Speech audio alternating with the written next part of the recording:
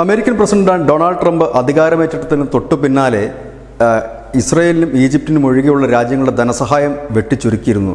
അത് ബംഗ്ലാദേശ് അടക്കമുള്ള രാജ്യങ്ങളെ വലിയ രീതിയിൽ തന്നെ ബാധിച്ചു. അതിനോടൊപ്പം തന്നെ ബാധിച്ച ഒരു വിഭാഗമാണ് മ്യാൻമാറിലെ അഭയാർത്ഥികൾ.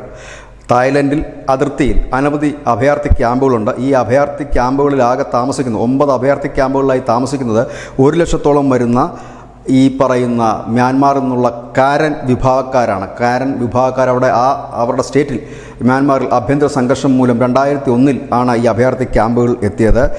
ഈ അഭയാർത്ഥി ക്യാമ്പുകളെല്ലാം തായ്ലൻഡിലാണ് പ്രവർത്തിക്കുന്നത്. തായ് മ്യാൻമാർ അതിർത്തിയിലാണ് ഇത് പ്രവർത്തിക്കുന്നത്. ഇൻ്റർനാഷണൽ റെസ്ക്യൂ കമ്മിറ്റിയാണ് ഈ ക്യാമ്പുകൾ നടത്തുന്നത്.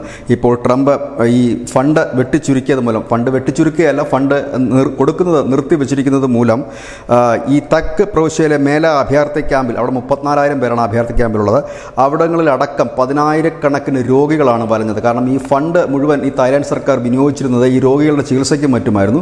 അങ്ങനെ രോഗികളാകെ വലഞ്ഞിരിക്കുകയാണ്. 90 ദിവസത്തിന് ശേഷം ഇത് പുനഃപരിശോധിക്കാമെന്ന് ട്രംപ് പറയുന്നുണ്ടെങ്കിൽ പോലും ഈ 90 ദിവസം ഈ രോഗികൾ എന്ത് ചെയ്യും എന്ന് യാതൊരു പിടിയുമില്ലാതിരിക്കുന്നു. ഇന്ത്യൻ അതിർത്തിയിൽ ഇന്ത്യൻ സർക്കാരും ഇതുപോലെ അഭയാർത്ഥി ക്യാമ്പുകൾ തുറന്നിട്ടുണ്ട്. അത് കൂടുതലും ദേര ബുദ്ധിസ്റ്റുകളാണ് അവിടെ കൂടുതലെത്തുന്നത്. ഈ അരക്കൻ ഇല്ലെങ്കിൽ അരക്കൻ ആർമിയുടെയും മറ്റുമൊക്കെ അണ്ടറിൽ ഉള്ള പ്രദേശങ്ങളിൽ നിന്നുള്ളവരാണ് കൂടുതലെത്തുന്നത്. ഇവിടെ ചികിത്സ നൽകിയതിന് ശേഷം അവരെ മടക്കി അയക്കാറാണ് പതിവ്. എന്നാൽ തായ്ലൻഡിലാകട്ടെ ഇവർ 2001 മുതൽ താമസിക്കുന്നവരാണ്. 1 ലക്ഷത്തിലധികം പേർ.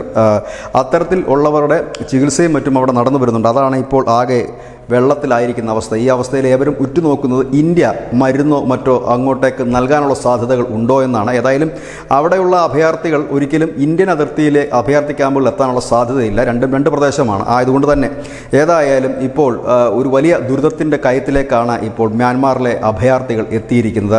ട്രംപിൻ്റെ ഈ ധനസഹായം വെട്ടിച്ചുരുക്കിയത് മൂലം പണി കിട്ടുന്നത് അനവധി ചെറുകിട രാജ്യങ്ങൾക്കാണ്. ബംഗ്ലാദേശിന് പിന്നാലെ ഇപ്പോൾ ഈ അഭയാർത്ഥികളും ഇപ്പോൾ അഭയമില്ലാതെ അലയുന്ന സാഹചര്യത്തിലേക്ക് നീങ്ങിയിരിക്കുന്നു. News desk news India Malayalam.